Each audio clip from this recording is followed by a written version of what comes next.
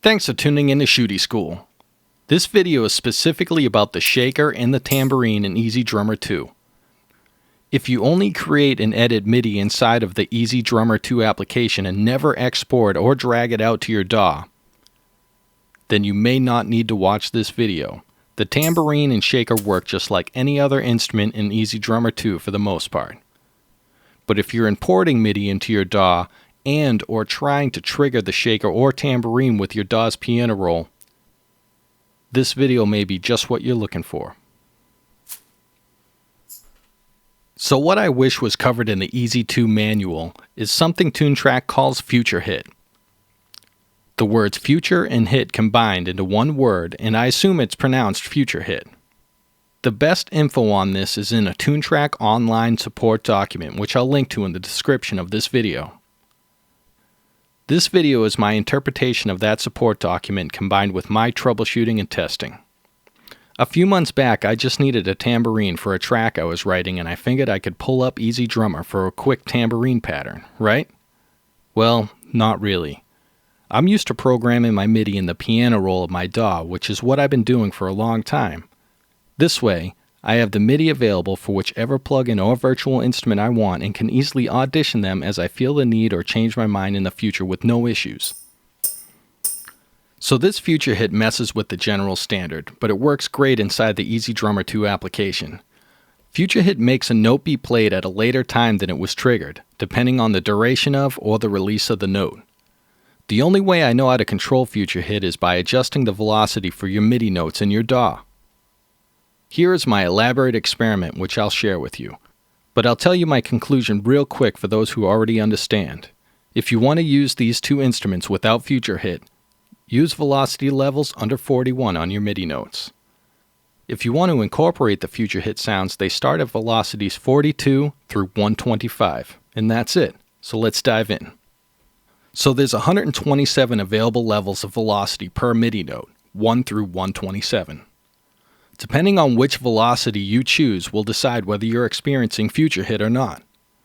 Here I have 127 quarter notes programmed in the piano roll. I adjusted the velocity for each note, so each note has its own value, from 1 to 127, from left to right, as you can see here.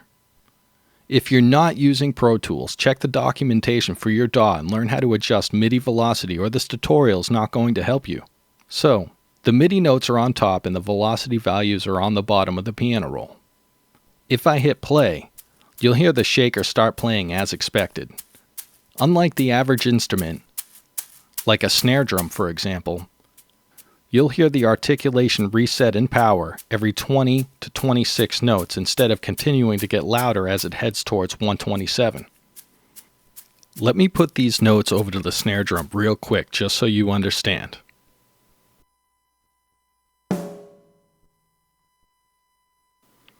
As you can hear, the snare drum articulation continues to get louder and louder and more powerful as it climbs from 1 towards 127.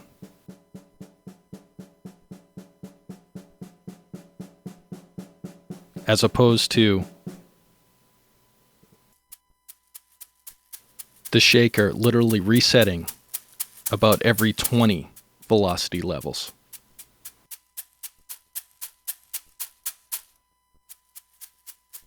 The most important part of this video is the velocity levels from 1 to 41.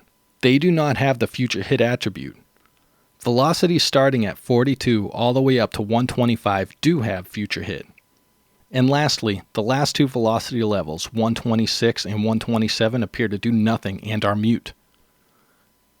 I played with them a little to see if they had a squelching effect or something, but I think they are literally nothing, and the shaker and tambourine will not even work if you use them. Let's take a look at the first 42 velocity levels here. The first 20 velocity levels are a regular hit, except they have a small rebound sound immediately after the hit, like this. So you do have actual velocity levels to work with in these instruments. You're just limited to about 20 instead of 127. The next 21 hits, velocities 21 through 42, are simply a direct hit of the instrument with no rebound sound. If you want to program your own MIDI without having the Futurehit attributes affect your instrument, then this is all you need to know. Use velocity layers 1 through 42, and you have 2 different hits to work with each hit having about 20 different velocity levels. Again, here's what the first one sounds like, which has a small rebound sound. And here's what the second one sounds like without the rebound sound, a more direct attack. As for the rest of the notes that do contain Futurehit, I don't want to incorporate them in my projects. There's a bit of extra thinking involved. But for 𝗪𝗓𝗪𝗓 2, it internally knows how to deal with them best. But I will explain quickly how you can trigger them and also provide an audible example of Futurehit. If you place a quarter note in your piano roll, and the CTI triggers that quarter note, you will not hear the sound triggered until after the chord note is over, or the release of the note.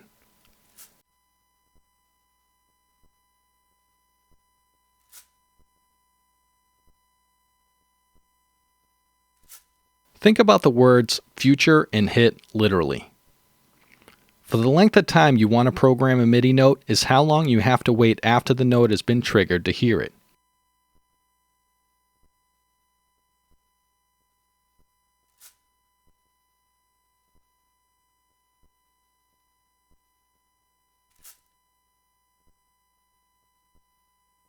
Here's my example.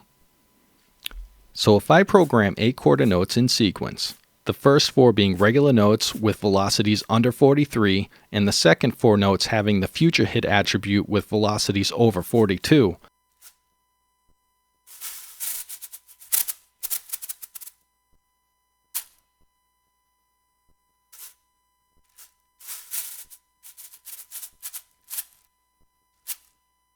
you'll notice an audible gap in sequence, though visually, in the piano roll, there is no gap. Check it out.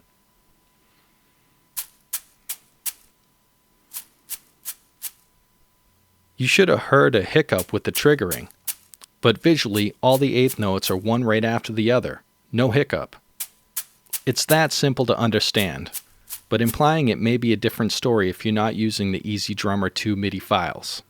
Now that we understand Futurehit, let's quickly take a look at which velocities trigger what Futurehit sounds. From velocities 42 to 62, you'll hear a regular hit with a small rebound sound that has the Futurehit applied.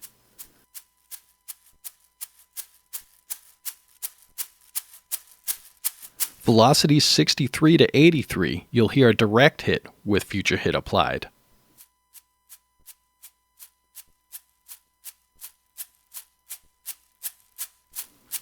Velocities 84 through 104, you'll hear a much less aggressive hit with Futurehit applied.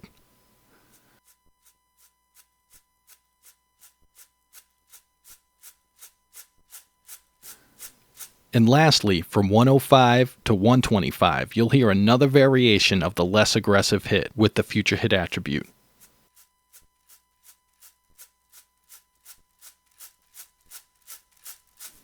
Again, velocities 126 and 127 do nothing to my knowledge. Now you're ready to start incorporating the shaker and tambourine outside of the 𝗪𝗓𝗪𝗓 2 application. Please like and subscribe if you got something out of this tutorial. Comments and corrections are always welcome below. Other 𝗪𝗓𝗡 drummer tutorials are available on my channel. Thanks so much for watching, and rock on.